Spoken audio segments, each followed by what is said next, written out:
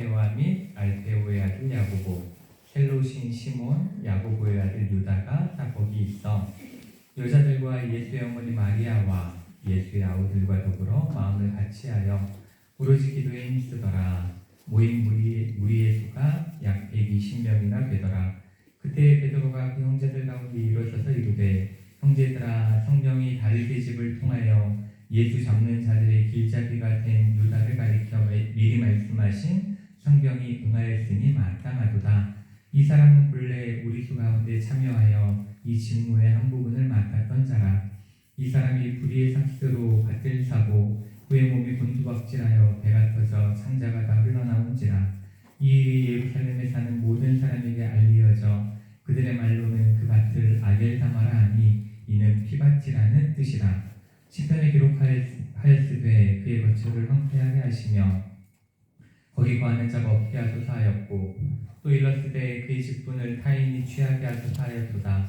이러므로 요한의 세례로부터 우리 가운데서 올려져 가신 날까지 주 예수께서 우리 가운데 출입하실 때에 항상 우리와 함께 다니던 사람 중에 하나를 세워 우리와 더불어 예수께서 부활하심을 증언할 사람이 되게 하여야 하리라 하거늘, 그들이 두 사람을 내세우니 하나는 바사바라고도 하고 별명은 유스도라고도 하는 요셉이요, 하나는 마띠아라. 그들이 기도하여 이르되, 무사람의 마음을 아시는 주여, 이 두 사람 중에 누가 주님께 택하신 바 되어 봉사와 및 사도의 직무를 대신할 자인지를 보이시옵소서. 유다는 이 직무를 버리고 제 곳으로 갔나이다 하고 제비 뽑아 마띠아를 얻으니 그가 11사도의 수에 들어가니라. 아멘. 오늘 말씀은 예수님께서 승천하시고 그리고 성령께서 강림하시기 그 사이, 그죠? 승천하신 후 그리고 성령께서 강림하시기 전 그 사이에 있었던 일을 딱 기록한 말씀입니다. 그리고 어찌 보면 교회가 어떻게 시작되었는가, 교회의 시작을 알리는 말씀이라고도 볼 수 있습니다. 커버링이 좀 나죠?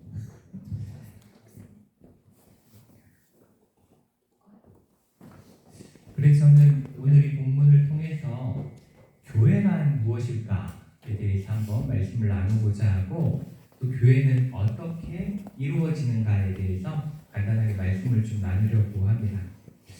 오늘 말씀을 우리가 보면 예수님께서 승천하신 후에 그 예수님을 따르던 사람들이 이제 예수님이 더 이상 계시지 않잖아요. 그렇죠? 그렇기 때문에 그것에 대한 불안감이 있었을 겁니다. 그리고 또한 예수님께서 약속하신 게 있죠. 성령을 보내실 거다라는 약속이 있었기 때문에 성령께서 오신다라는 건 무엇일까에 대한 기대감, 그렇죠? 불안감과 기대감이 함께 있는 상태였습니다. 그러한 상태에서 감람산으로부터 예루살렘으로 돌아와서 이 마가의 다락방에 모이는 것으로부터 이야기가 시작됩니다. 예수님께서는 오늘 말씀 사도행전 1장 4절에서 예루살렘을 떠나지 말고 내게서 들은 바 아버지께서 약속하신 것을 기다리라. 요한은 물로 세례를 베풀었으나 너희는 몇 날이 못되어 성령으로 세례를 받으리라. 이 명령에 순종하여서 지금 모여 있는 거예요. 그 명령에 의지해서 지금 모여 있는 거죠. 여기서 우리가 먼저 알 수 있는 것은 교회라는 곳은 이 하나님의 약속을 기다리는, 그렇죠? 약속을 믿으며 기다리는 사람들이 모인 곳이 바로 교회다라는 겁니다. 자, 지난주에 이 교회가 헬라어로 에클레시아라고 말씀드렸잖아요. 에클레시아는 모임이라는 뜻이죠. 모임이라는 뜻인데 아무런 목적이 없는 모임은 그냥 모임인 거예요. 그것이 교회가 되려면 정확한 목적이 있을 때, 그렇죠? 정확한 목적이 있을 때에만 교회는 교회가 될 수 있는 것입니다. 이 지금 마가의 다락방에 모여있는 이 사람들도 오로지 한 가지 목적을 가지고 모여있는 상태입니다. 바로 성령께서 임할 거다라는 그 성령의 임재를 기다리는 그 목적을 가지고 모여있는 것이고, 또한 그 성령의 충만함을 받은 이후에 예수님께서 하신 명령인 예루살렘과 온 유대와 사마리아와 땅끝까지 이르러 예수님의 증인이 되게 하시기 위해서 이렇게 모여있는 것입니다. 그렇기 때문에 이곳이 교회의 시작이 될 수 있는 겁니다. 그렇기 때문에 우리는 언제나 교회 오실 때마다 하울이 계속 나죠. 그렇죠? 특히 좀 안 좋으실 것 같아요. 제가 잠시 위에 마이크 좀 뮤트하고.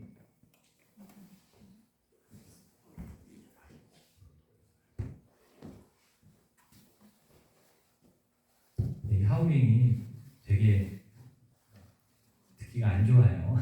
그래서 이제 좀 괜찮으시죠? 네네. 저희 시스템이 너무 좋아가지고 이 마이크 소리를 제가 또 다시 소리를 잡다 보니까 네, 하울이 아니고 저희 너무 좋아서 그런 거니까 이해해 주시고 네, 그래서 교회는 본질을 절대로 잊으시면 안 됩니다. 우리가 교회 나올 때 그냥 교회들 만날 때마다 교회가 무언가 계획할 때마다 그렇죠? 교회는 계속 사업을 계획하고 1년 계획을 쭉 하잖아요. 그럴 때마다 그 목적이 절대로 인간적인 만남이나 또 인간적인 목적이나 인간적인 계획이 아니라 오로지 하나님께서 원하시는 그 계획을 세우고 그 일들을 이루기 위해 노력하는 곳이 되어야 참된 교회가 될 수 있습니다. 제가 그 예전에 이렇게 사역했던 교회에 남자 집사님 한 분이 계셨어요. 그분이 시인이셨는데 공무원이자 시인이셔가지고 저한테 시집도 주고 뭐 이랬던 분이 한 분 계신데 이분이 교회를 1년에 몇 번 안 오세요. 1년에 몇 번 안 오시는데 어느 때 오시냐? 재직회 때. 어디서 소식을 듣고 오는지 모르겠는데 재직회 때, 공동의회 때, 항존직 선거할 때 이런 때만 되면 교회로 와요. 교회 오셔가지고 재직회 때 막 발언을 하시는 거예요. 교회가 이게 문제고 저것도 문제고 막 얘기를 쭉 하는 거예요. 그리고 선거 때만 되면 뭐 선거가 이게 문제고 뭐 왜 후보를 이렇게 뽑았냐 막부터 시작해가지고 말도 많고 탈도 많고 그때만 오셔가지고 막 이야기를 하는 거예요. 제가 이렇게 들어보면 그분 이야기가 틀린 게 하나도 없어요. 다 맞는 이야기죠. 정말 교회가 좀 들어야 될 필요가 있는 말인 건 사실이었습니다. 제가 봐도 그분에 대해서 반박해보라고 하는데 반박할 게 별로 없어요. 그렇지만 그럼에도 불구하고 그분의 말이 사람들에게 전혀 영향력을 끼치지 못하고 저도 그분의 말에 동의할 수 없는 것은 그렇게 잘 아는 분이 정작 예배, 그렇죠? 기본이 되는 신앙생활 이런 거에는 관심이 없는 거예요. 그렇기 때문에 가장 기본적인 신앙생활을 하지 않는 분이 하는 이야기가 사람들에게 영향력을 끼칠 수도 없고 그것 때문에 사람들이 변화될 수도 없는 거죠. 그렇기 때문에 우리는 꼭 기억해야 합니다. 교회의 가장 본질적인 것 그리고 하나님께서 우리를 이 교회로 모으신 목적이 무엇인지를 명확하게 알아야만 돼요. 그것을 알지 못하고 우리가 이런저런 좋은 말을 해도 아무리 사람들을 설득할 만한 의견을 내도 그것은 절대로 하나님께서 기뻐하시는 일도 아니고 그렇게 하는 건 하나님이 원하시는 교회의 역할도 아니다라는 겁니다. 그렇기 때문에 우리는 정말 교회의 교회됨이 어떠한 것인지를 잘 기억하면서 교회 일도 하고 또 교회 건도하고 교회 안에서 여러 가지 할 수 있는 행동들을 해야 된다는 것을 기억해야 합니다.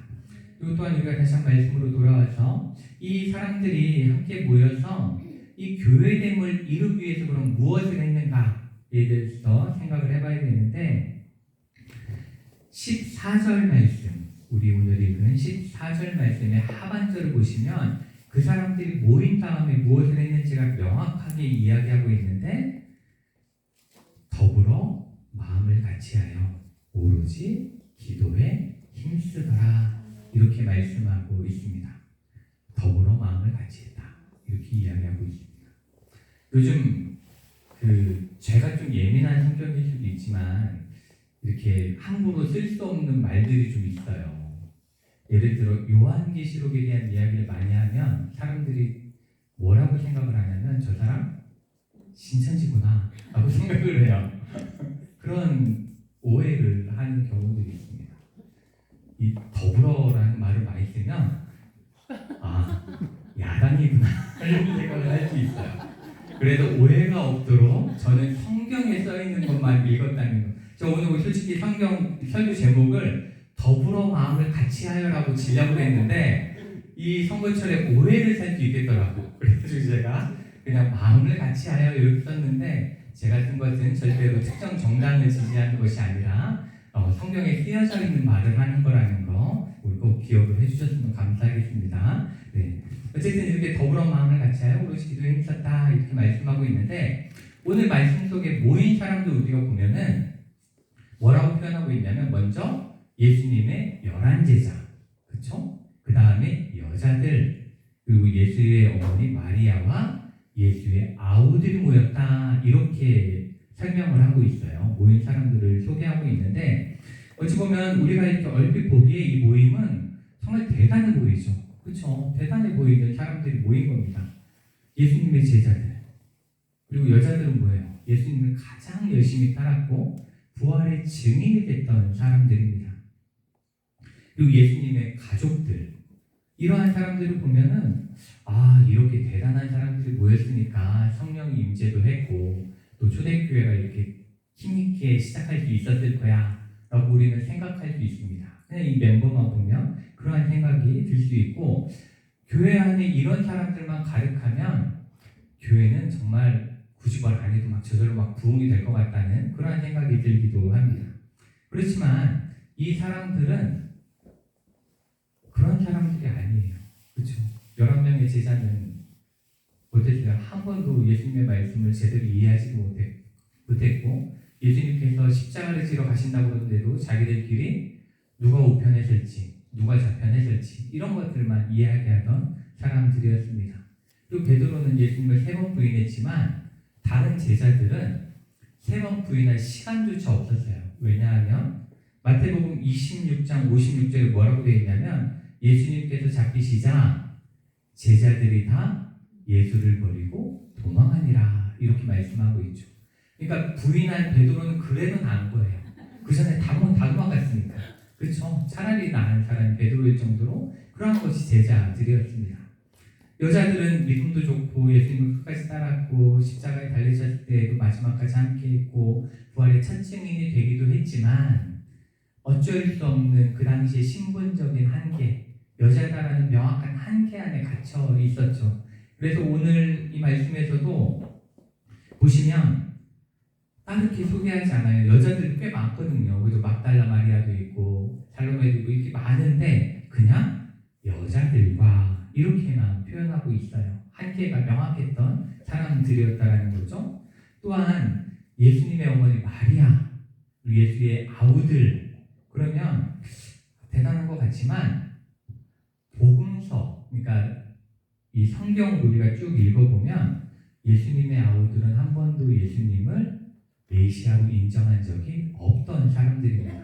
도리어 이 마가복음 3장 20절부터 21절 말씀에 뭐라고 써 있냐면 예수님의 집에 들어가셨어요. 그리고 무리가 이렇게 모였어요. 그리고 식사할 겨를도 없었다. 너무 바빴다. 이렇게 말씀하는데 그때에 예수의 친족들, 가족들이죠. 가족들이 듣고 그를 붙들러 나오니 예수님을 붙들러 온 거예요. 붙들어 빼려고 온 거예요. 그러면서 뭐라고 되어 있냐면 예수의 친족들은 그가 미쳤다 했다. 이렇게 이야기하고 있어요. 그리고 또한 요한복음 7장 1절부터 15절에 이제 예수님 하신 일에 대한 말씀이 나오는데 그 마지막에도 뭐라고 되어져 있냐면 이는 그 형제들까지도 예수를 믿지 아니함이로라 이렇게 표현을 하고 있습니다. 그러니까 이러한 말씀을 통해서 볼 때 예수님의 이 아우들은 공생이가 내내 예수님을 믿지 않았던 사람인 거예요. 예수님 십자가에 달려 죽으시고 부활하실 때까지는 예수님을 믿어본 적이 없는 사람들입니다. 그리고 또한 복음서를 읽어보시면 예수님의 아우들에 대한 이야기가 이 2개 빼고는 나오질 않아요. 등장 자체를 안 해요. 존재감이 전혀 없어요. 그런데 갑자기 이 모임에 지금 함께하고 있는 거예요. 함께하고 있는 거죠. 그러니까 이 사람들이 모여있지만 인간적인 눈으로 바라보면 이 사람들 사이에는 묘한 긴장감이 있는 거예요. 왜냐하면 11제자 입장에서 생각해 보시면 예수님이 열심히 사역하실 때 자신들은 막 굶어가면서 열심히 힘든데도 잠도 못 자고 막 고난을 겪으면서 그렇게 함께 했는데 그때는 얼굴 한번 비치지 않다가 그렇죠? 이제 와서 예수님의 형제라고 와가지고 자리를 떡하니 차지하고 있으니까 그 사도들 열한 사도들의 입장에서, 열한 제자들의 입장, 사도들의 입장에서는 도대체 얘네는 예수님 살아계실 때는 하지도 않다가 이제 와서 예수님이 유명해지니까 이러나? 이런 생각을 할 수 있는 거죠. 이렇게 어찌 보면 이 예수님의 형제들은 지금으로 치면 낙하산 같은 느낌을 주는 거죠. 낙하산 같은 느낌도 주고 있습니다. 이렇게 어찌 보면 이 사람들 각자는 믿음도 좀 부족합니다. 그렇죠? 그리고 서로에 대한 신뢰도 그렇게 강하다고 볼 수는 없어요. 제자들도 다 흩어졌었으니까 그러한 상태이지만 그들이 그럼에도 불구하고 함께할 수 있었던 유일한 이유는 바로 더불어 마음을 같이 했고 오로지 기도에 힘썼기 때문이라는 것입니다.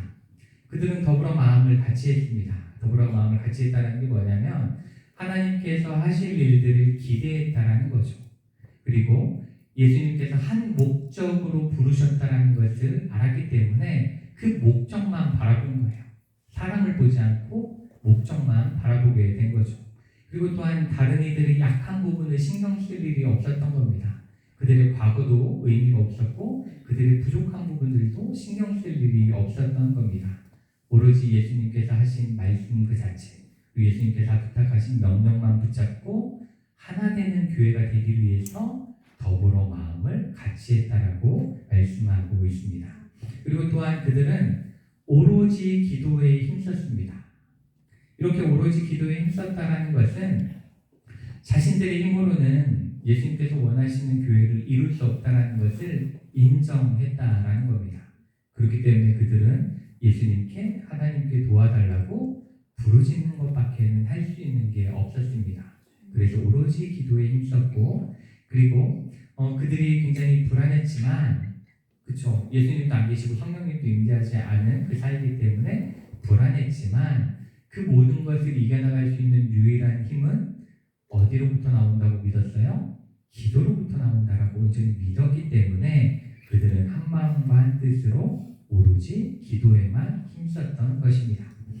이 교회란 곳이 이런 곳인 것 같아요. 서로 막 좋아가지고 죽고 못 사는 사람들끼리 모이는 곳이 아니라 그렇죠? 내 마음에 드는 사람들만 오게 하는 곳이 아니라 내 마음에 들지 않는 사람도 때로는 미운 사람도 모이는 곳입니다. 그럼에도 불구하고 더불어 마음을 같이하여 내 생각과 내 뜻이 아닌 하나님의 뜻과 하나님의 계획만 이루어지기 위해서 함께 기도하며 나아가는 곳, 그곳이 바로 교회라는 곳입니다.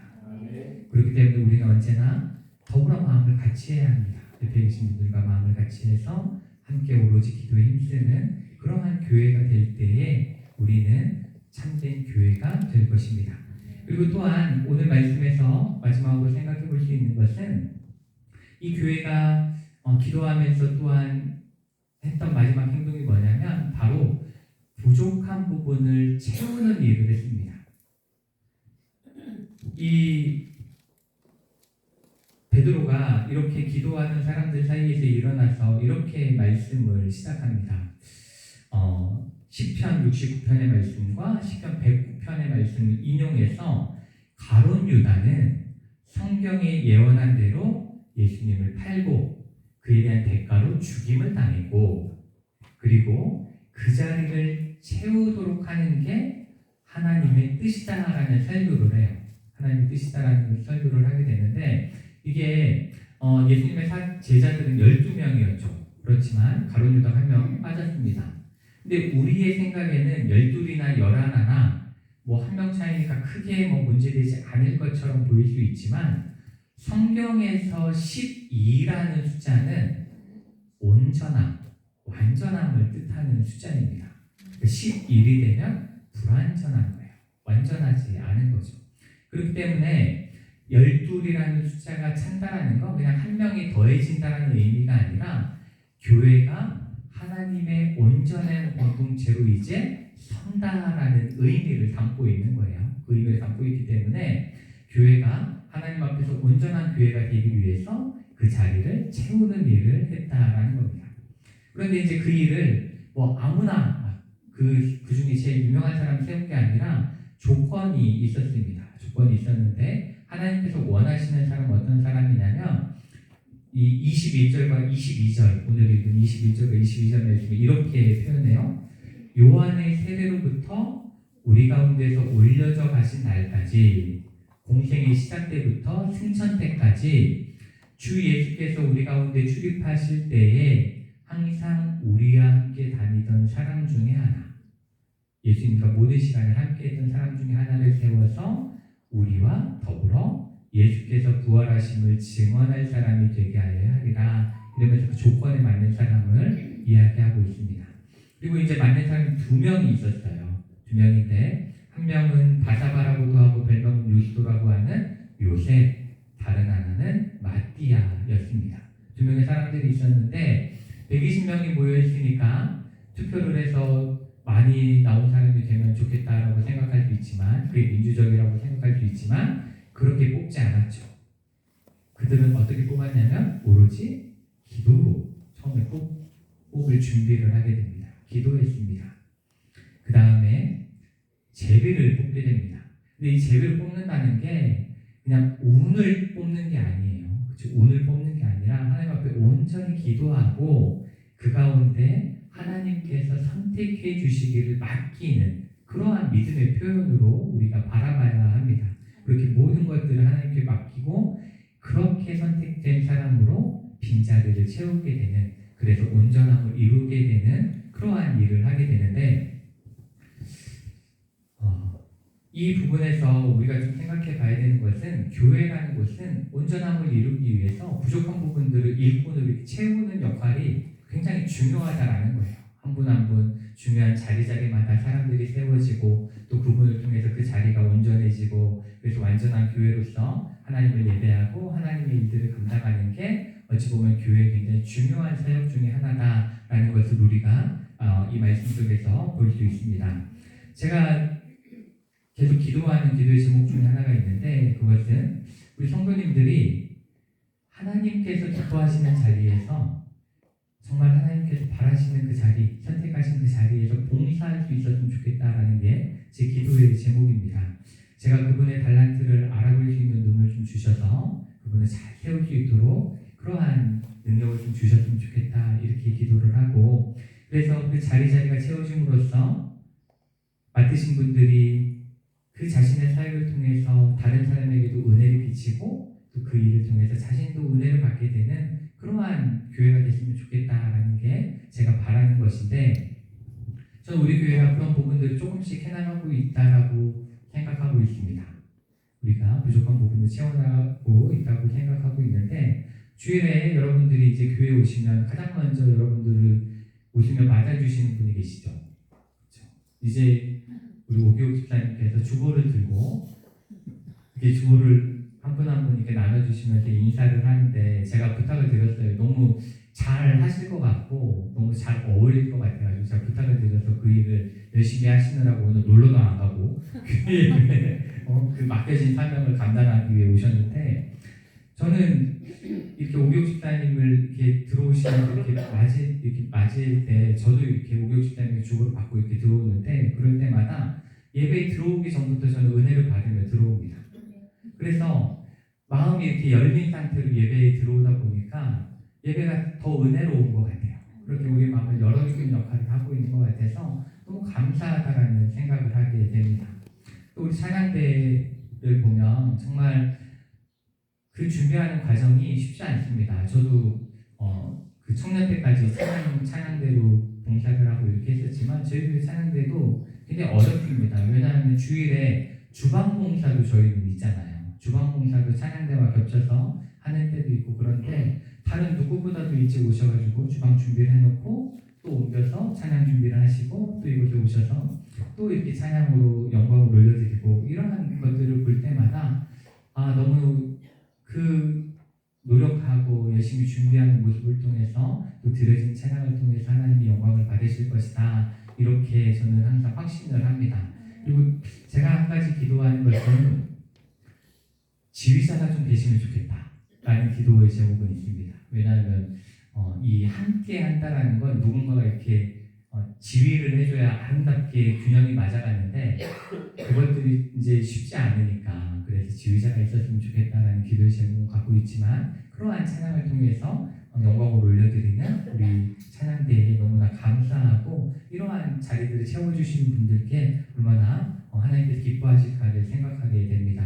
또 우리가 좀 들어오면 약간 제가 처음 교회 와서 겨울에 왔잖아요. 그러니까 들어오면 좀 춥더라고요.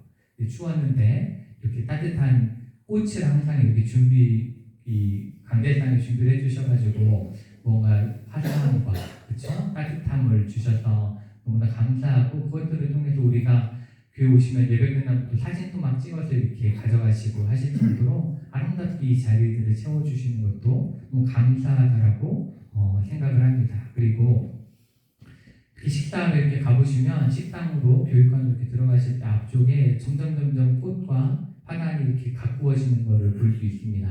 제가 아마 지금까지 그냥 내버려 두셨으면 아마 제가 거기 있는 풀을 다 죽였을 건데 지금 너무나 아름답게 꾸며져 있어서 들어갈 때마다 저도 정말 저희 집이 아닌 것 같아요. 그런 풀이 이렇게 싱싱하게 자랄 수 있다라는 게 제가 가는 곳마다 다 풀을 죽이는 의사가 있었는데 대신 살리시는 분이 계셔가지고 제가 얼마나 감사하고 아름다움을 느끼는지 모릅니다. 이렇게 한 분 한 분 하나님이 주신 은사를 가지고 그 자리에 맞게 봉사하고 계신 것들을 통해서 우리 교우들도 전부 다 그것에 대해서 기뻐하고 또 함께 예배 드리며 감사하고 예배 드리실 때마다 표정이 점점 더 좋아지시는 걸 보면서 우리 교회가 하나님께서 기뻐하시는 교회로 바뀌어져 가고 있구나, 더욱더 좋아져 가고 있구나라는 것을 느끼게 됩니다.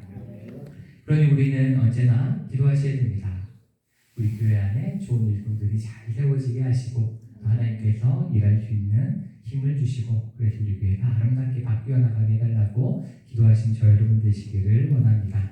오늘 말씀을 통해서 우리는 교회는 다양한 사람들이 한 가지 목적으로 모이는 곳이라는 걸 분명하게 알게 되었습니다. 그러니 우리는 이 교회됨을 이루기 위해서 언제나 더불어 마음을 같이 하고 오로지 기도에 힘쓰기를 희망합니다. 그리고 또한 우리가 하나님 나라를 이 가운데 이루어가기 위해서 더욱더 간절히 기도하시고 또한 좋은 일꾼들로 인해서 우리 교회가 더욱더 풍성해지고 또 온전함을 이루어가는 하나님이 기뻐하시는 교회가 되기 위해서 힘쓰시는 저와 여러분 되시기를 축복합니다. 이 시간 우리 함께 찬양하기 원하는데요. 하나님께서 우리를 너무나 사랑하시기 때문에 좋은 일꾼을 보내주시고 또 이렇게